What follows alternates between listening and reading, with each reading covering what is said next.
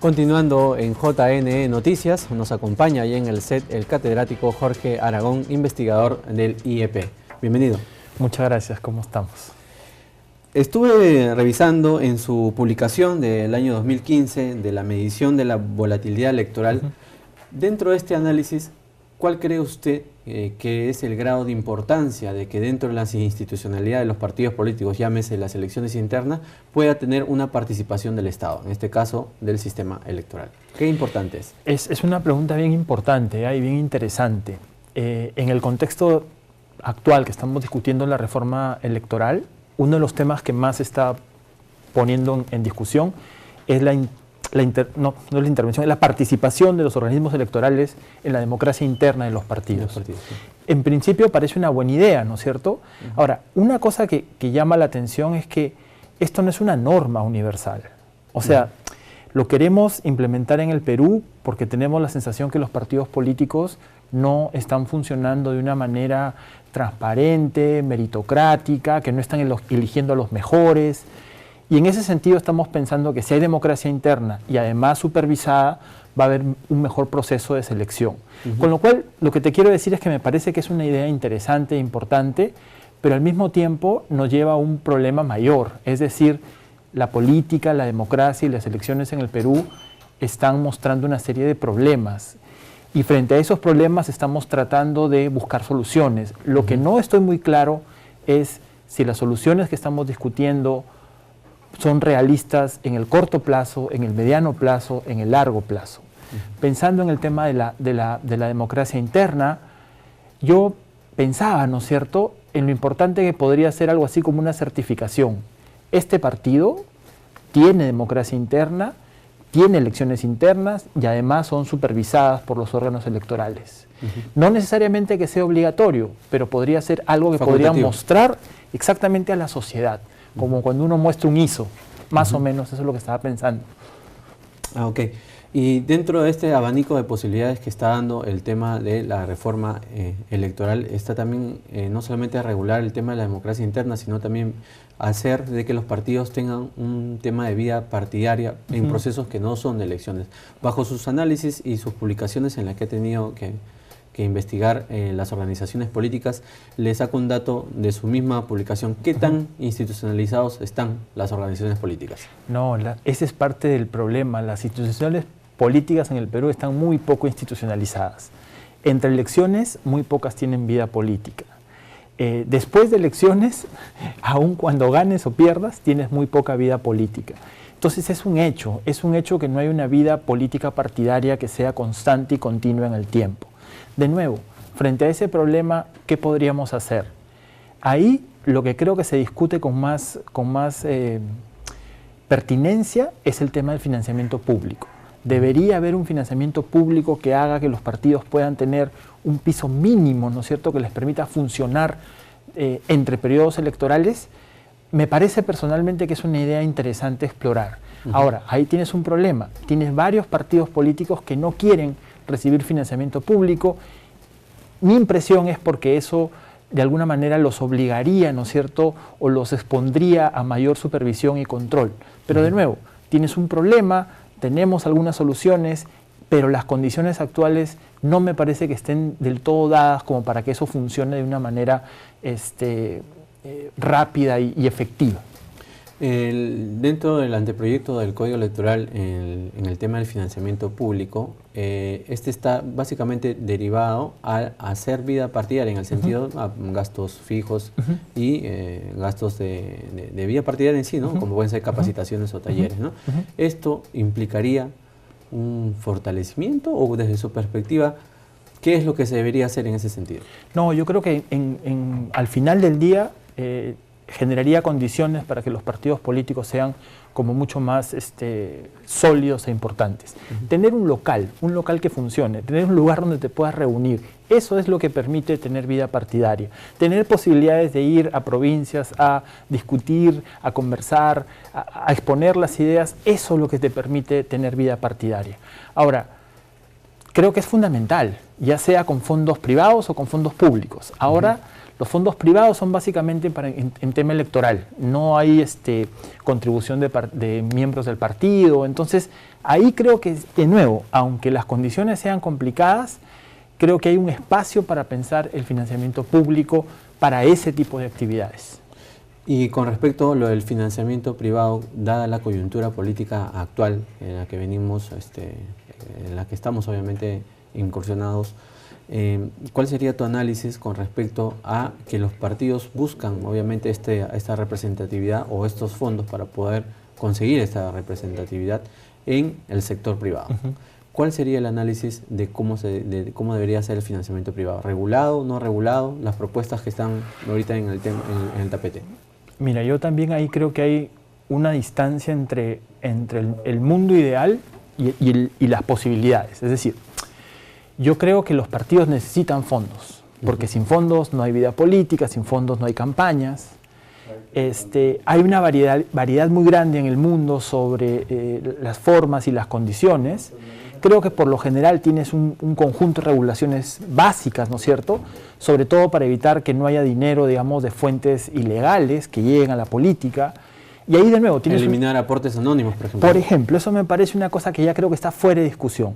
Las finanzas partidarias deberían ser transparentes, no deberían haber ingresos no bancarizados o anónimos. Eso creo que transparenta, ¿no es cierto?, los fondos que manejan los partidos.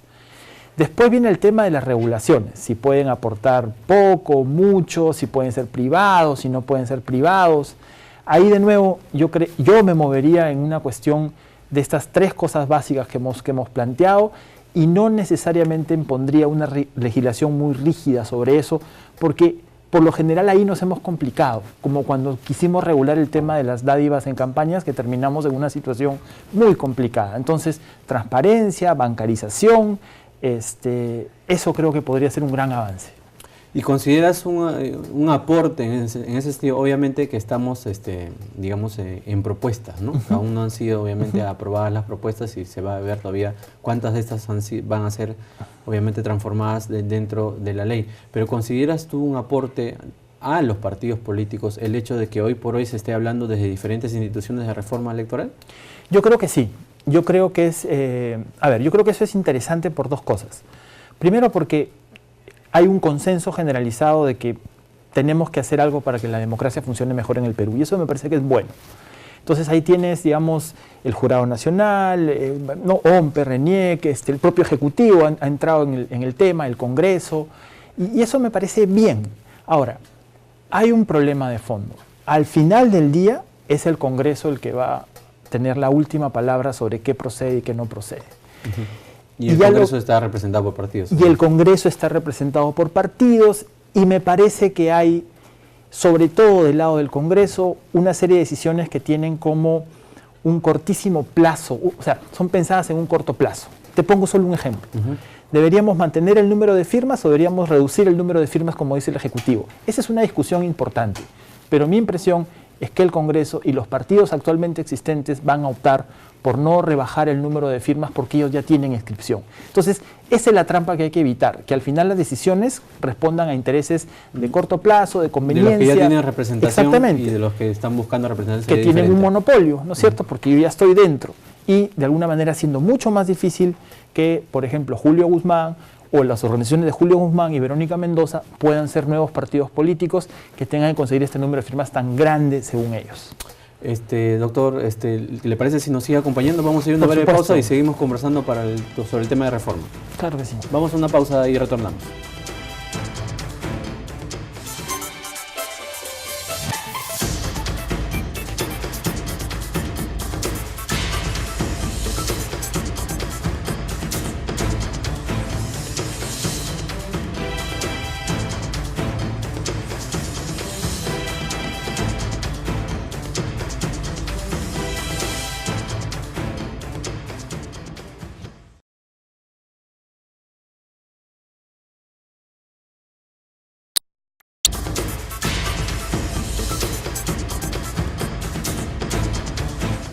Continuamos en JN Noticias y estábamos conversando con el catedrático Jorge Aragón, investigador del IEP. Antes de la pausa conversábamos todo el tema de la reforma electoral, pero ¿qué grado de importancia también tiene el tema de la volatilidad del elector peruano. ¿Cuál es su grado de importancia en el tema de los partidos políticos? Claro. Una cosa bien interesante es que es una relación, es un baile de a dos, ¿no es cierto? O sea, tú puedes mirar todos estos procesos desde los partidos políticos o los puedes mirar desde el electorado. Entonces, la gente que tiende a mirar cómo está funcionando la democracia y las elecciones desde el electorado encuentra cosas como esta de la volatilidad, que básicamente lo que te dice como cosa más importante es que no existen vínculos ni muy estables ni muy fuertes entre los electores y los partidos políticos, con lo cual uno cambia de partido a partido, uno vota de una manera a nivel nacional, vota de otra manera a nivel local, ¿no es cierto? Cosas que antes eran diferentes. Antes tenías, por ejemplo, familias, individuos apristas, pepecistas, accionpopulistas. Entonces, eso se ha, digamos, como debilitado mucho. Ahora, la idea es que tienes las dos partes de una moneda, porque entonces, en algunos casos, los electores migran, ¿no es cierto?, como el término lo dice, el de la volatilidad. Pero en otros casos lo que tienes son partidos que también desaparecen. Entonces, estás como promoviendo la volatilidad. Si tú no te mantienes en las contiendas electorales, si tú no mantienes el mismo nombre, el mismo logo, si tú no te mantienes en la misma organización y saltas de una organización a otra, de alguna manera lo que estás fomentando es esta volatilidad electoral. Para hacer un ejemplo análogo, es como muy diferente ver a una misma marca de un producto, ¿no? Y si constantemente cambia... Exactamente, ¿no? Es como que fuera cambiando, ¿no es cierto? Y el que era tu producto favorito ahora es de la competencia. Entonces tú mismo te vuelves una persona, digamos, que no tiene ningún hábito ni ninguna costumbre. Ahora, la volatilidad es complicada porque, entre otras cosas, ¿no es cierto?, hace más difícil que los electores puedan premiar a los buenos autoridades y castigar a las malas. Entonces, tienes un problema en términos de preferencias electorales muy variables, pero creo que de alguna manera parte corresponde al elector y parte corresponde a los partidos. ¿Y qué es lo que ha sucedido entre electores y organizaciones políticas a nivel regional, digamos, fuera de Lima? Sí, no, a nivel regional la cosa es todavía más, o sea, lo que hemos conversado hay que añadirle un adicional, y es que en las regiones los partidos políticos nacionales dejaron de ser actores políticos importantes. Y ese espacio ha sido, digamos, copado por movimientos regionales, por organizaciones locales, y lo que tienes en el Perú es como si fueran dos sistemas muy independientes. Tienes una política nacional con partidos nacionales, políticos nacionales, y tienes una política regional no solo muy variante, sino muy distante de esa lógica política nacional. Dentro de esas lógicas regionales tienes historias tristes, tienes historias más o menos tristes, tienes historias de más o menos funcionan, pero en muchos sentidos son parecidas. Hay alta volatilidad, hay mucha fragmentación. Entonces, a nivel regional y a nivel local tiene los mismos partidos y el país en su conjunto tiene esta falta de vínculos mínimos, ¿no es cierto?, entre los niveles de gobierno. Tú mencionabas, conversábamos hace un rato, ¿no es cierto? A veces hay hasta cortocircuitos entre los gobiernos nacionales y los gobiernos regionales en iniciativas que son importantes y necesarias. Me comenta una persona que conoce Madre de Dios muy bien que tú tienes toda una política nacional para tratar de contener la minería informal o ilegal, y tienes muchas autoridades regionales y locales que más bien tienen una agenda diferente. Entonces ahí tienes un cortocircuito bien complicado. Y aprovechando que habías hecho una publicación en el 2014 evaluando sobre el tema de las reelecciones, ¿cuánto influye el tema de realidad de la reelección de autoridades en este sistema? Mira, cuando salió la ley de prohibir la reelección, yo pocas veces me he sentido así tan convencido de que era una pésima ley, por dos razones. Primero, porque el porcentaje de autoridades que se reelegían era bien bajo. Entonces era como hacer un cambio a las normas. Creo que 12%. Era muy bajo, sí, no me acuerdo ahorita, pero no llegaba ni a 20%. Era o sea, si fuera 12%, imagínate, de cada 10 candidatos que iban a la reelección, porque además este es el tema, digamos, las autoridades en funciones, ni siquiera, creo que la mitad más o menos intentaban una reelección. Y de esa mitad, el 10% lograba la reelección. Entonces estábamos hablando de muy pocos casos de gente que se mantenía en el cargo. Entonces, hacer una ley para eso era completamente, creo, inútil e innecesario. Y lo otro es que, en muchos casos, si bien es cierto, habían casos terribles, como el caso de Ancash, en otros casos lo que podrías haber tenido y tenías era buenos funcionarios públicos, buenas autoridades que eran reelectas porque hacían un buen trabajo. Entonces tiraste, como se dice, el agua sucia con el niño adentro y ahora estamos como estamos. No quería culminar la entrevista sin hacer una reflexión y preguntarle, obviamente, catedrático, sobre, si bien es cierto, existe todo este panorama, pero hace poco conversábamos y mencionamos de que este es el cuarto, o sucedió el cuarto proceso democrático continuo en la vida republicana del país y estamos de camino a los 20 años también de vida democrática. ¿Ese es un análisis para ver desde una mejor óptica, decir que no estamos tan mal? Sí, yo creo que sí. Yo creo que es un hito, como tú lo has dicho. O sea, no habíamos tenido en la historia del Perú 4 gobiernos consecutivos, no habíamos tenido 20 años ininterrumpidos de elecciones que han sido a todas luces transparentes, justas, ¿no es cierto? Y entonces sí, creo que es una cosa que hay que mantener y que hay que consolidar. Y después darse una vueltita por la región. O sea, mira lo que está pasando en Venezuela, mira lo que está pasando un poco en Ecuador. Que claro, en algunas cosas ellos podrían decir que les va mejor, pero creo que en términos de que por lo menos sea la contienda electoral la que define a quién gobierna este país y que eso esté funcionando es una cosa que debería hacernos sentir bien. Muchas gracias por sus explicaciones y sus argumentos el día de hoy. No, muchas gracias a ti. Ok, ¿nos vamos a una pausa o...? No, nos vamos con una noticia. Ok, perfecto. Nos acompaña. El Jurado Nacional de Elecciones pide al Congreso de la República aprobar hasta antes de septiembre la reforma electoral para ser aplicada en las próximas elecciones regionales y municipales 2018 y exhorta a los partidos políticos en utilizar de manera correcta el financiamiento público próximo a recibir. El Jurado Nacional de Elecciones señaló que hasta el mes de septiembre es posible la aprobación de la reforma electoral por parte del Congreso de la República para ser aplicada en las elecciones municipales y regionales del 2018. Asimismo, hace un llamado a los partidos políticos en utilizar el financiamiento público de manera cuidadosa. Según lo estipulado en la Ley del Recurso Público, debe ser utilizado en capacitaciones, fortalecimientos institucionales, entre otros. El máximo ente electoral respalda el financiamiento público, porque trata de una inversión en la institucionalidad y un apoyo a los partidos en obtener un mayor número de votantes.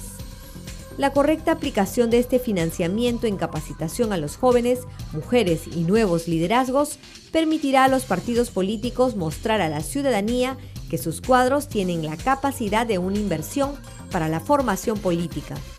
Por su parte, la Oficina Nacional de Procesos Electorales será la encargada de fiscalizar que los recursos sean empleados de manera ordenada y escrupulosa. Como se recuerda, este mes la OMPE entregará por